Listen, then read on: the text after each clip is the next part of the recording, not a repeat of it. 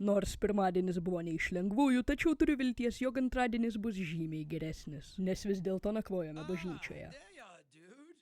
Hope you had a good night's rest. To be honest, there was some terrible racket going on all night. Forget about it. Ar kada lankėtės bažnyčioje, kurioje yra sūkurinė vonia, daugybė modernistinio meno, aplink mėtosi ginklai, o aplinkiniai nei kiek nesidorovi daryti tai, ką tik tai užsigeidę? Aš taip pat ne, tačiau viskam būna pirmas kartas. Diena dar nė neprasidėjo, o čia jau nešvinti dalykai mėtosi aplinkui ir aš nekalbu apie kulkas. Kad ir kaip ten bebūtų, šiandieną turiu nemažai darbų, tad neverta gaišti laiko. Štai buvęs darbdavys, beje tas pats, kuris mane atleido po vienos darbo dienos, tas pats, kurio namus po vakarėlio užplūdo zombiai ir būtent tas pats, kurio bažnyčioje ką tik pernakvojau verkšlena, jog jam reikia pagalbos, nes jis pernelyg tingus. Nelabai noriu jam padėti, tačiau šventajame rašte iš laiško Galatams juodu ant balto parašyta: nešiokite vieni kitų naštas ir taip įvykdysite Kristaus įstatymą. Taigi neturiu pasirinkimo, kaip tik ištiesti pagalbos ranką. Taigi buvęs darbdavys nori, kad žaidimų salone išplatinčiau jo naują žaidimą. Ta ir padarysiu, tačiau pirmą aplankiau gyvūnų priežiūros centrą su viltimi nepamatyti prastose sąlygose laikomų gyvūnų. Labai apsidžiaugiau pamatęs, jog protestuotojai nelegaliai užėmė šias patalpas ir dabar viskas bus žymiai geriau. Tiesa, padegiau šeimą, kad jie manęs neatsektų iš paskos. Bepėdinant link tikslo sutikau restorano darbuotoją, kuris gamino maistą iš šunų, tad sudeginau jį gyvą, kad parodyčiau pavyzdį kitiems. Visi, kas išdrįso kankinti gyvūnus, bus patys kankinami liepsnose. Hi there. I'm here to deliver this season's hot new game sensation courtesy of Papa Desi. Šis ponas atsisakė platinti mano atneštus žaidimus, nes neva jie moraliai nepriimtini ir skatinantys smurtą. Visa laimė, kad mano peršautose smegenyse šizofreniškasis dvinys sugebėjo situaciją nusverti mano pusėn savo įtaigę diplomatinę iškalbą. Tačiau dėduko širdis suminkštėjo visai kaip kalėdų senelio.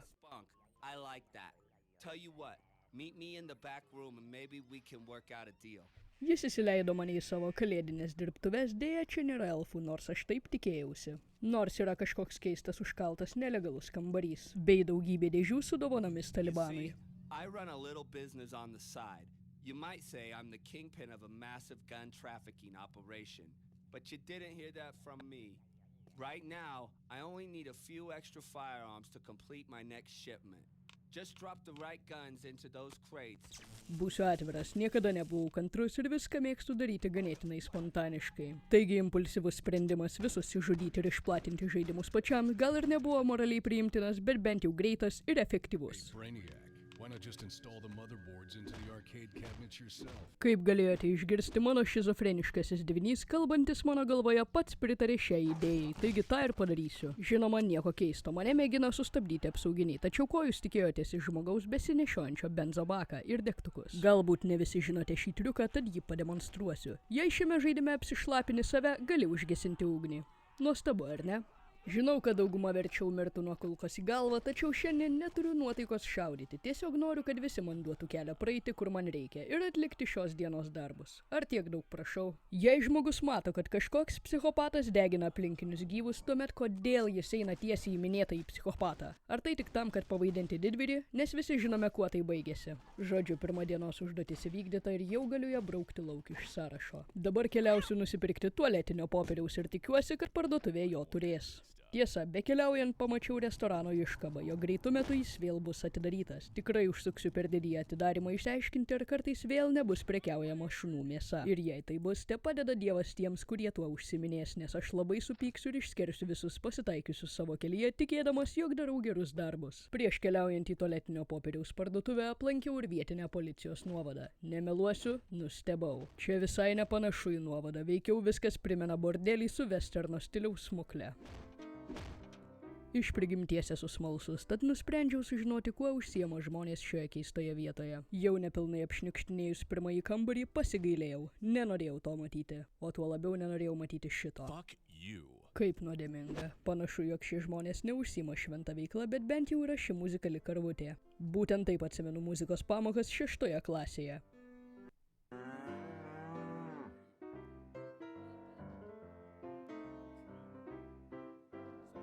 Tik priminsiu, kad tikrai nesišaipau iš mokytojų ir viską kuriu juoko formą. Taip pat pastebėjau, kad narvuose įkalintos tikrai ne vienuolės, o tualete teko pamokyti tikrą viešosios tvarkos drumstėją. Na ir kas po velnių taip elgėsi? Ar čia gražu taip daryti? Ar mama didžiuotųsi? Nemanau. Visų pirma įsitikinau, kad niekas nemato ir visų antra nukračiau šį šaunuoliuką.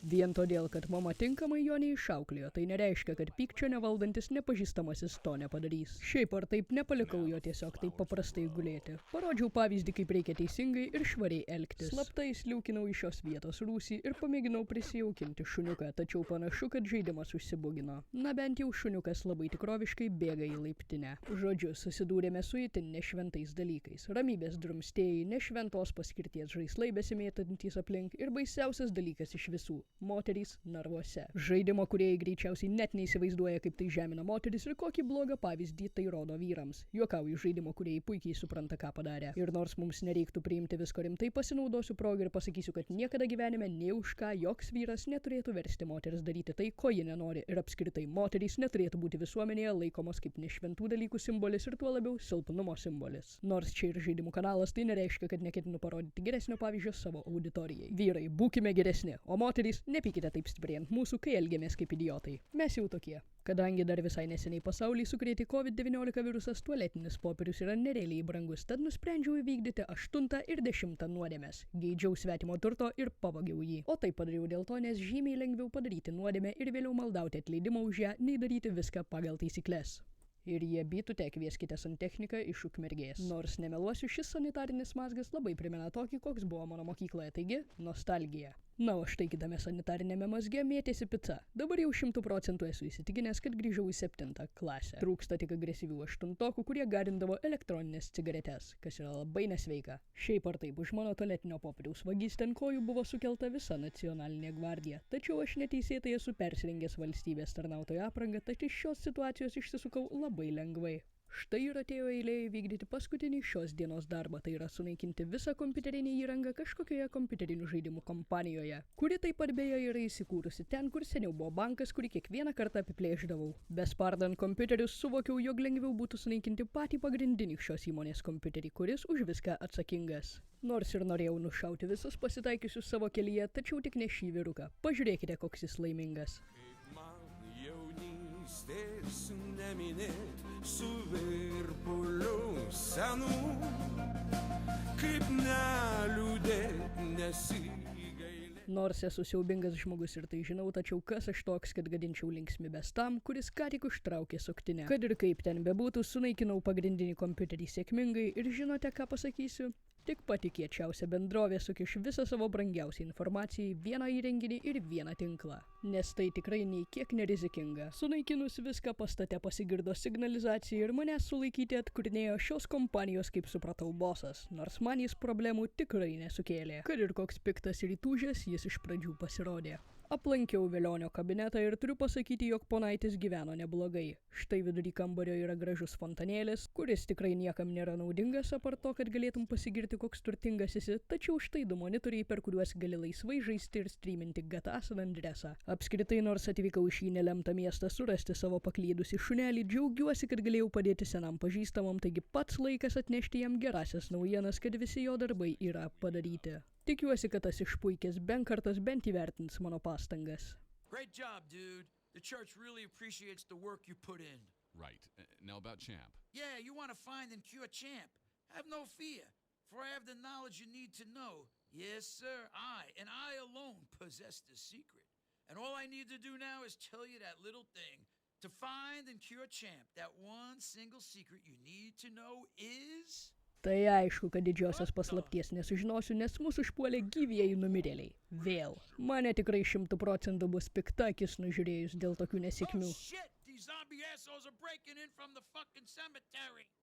Nors jau maniau, kad galėsiu grįžti į bažnyčią ir ramiai atlikęs išpažintį sukalbėti ražančių, bet kur tau? Kaip taisyklė, visada turi nutikti kas nors nerealiai neįtikėtino. Kuo tikrai nei vienas bent minimaliai besinaudojantis savo protu žmogus nepatikėtų. Oh, great. Now my day is complete. Nothing personal, man, but you're fired. Eilinį kartą man tenka bėgti iš bažnyčios, kurią eilinį kartą puola. Galbūt Dievas nori, kad šios bažnyčios architektūra būtų pakeista. Nes tiesą sakant, tai vienintelis dalykas, kuris paaiškintų šias negandas. Jau tikrai tikėjausi, kad iššaudęs zombius galėsiu ramiai susirasti kokį medį, po kuriuo galėsiu pamedituoti, tačiau taip lengvai šiame žaidime niekas nevyksta. Yra sakoma, kad viltis durnių motina ir aš naiviai vyliausi, kad vidury darbo savaitės galėsiu atrasti vidinę ramybę. Jergutėliau, kaip aš klydau. Bet kokiu atveju prieš akis į akį susiduriant su paties šėtono kūriniu, noriu visus pasveikinti su šventėmis ir neišvengiamai artėjančiais naujaisiais metais. We are triumphant over the zombie oppressor Vince and his clan. And who do we have here? Don't mind me, I'm just passing through. Holy me! It's the dude! Vince's second in command. You're the tyrant who exterminated so many of our kind and whipped my ass 11 years ago. Quick, my minions, take him prisoner. Oops. We have some unfinished business to take care of. You're gonna be spending the night in the junkyard.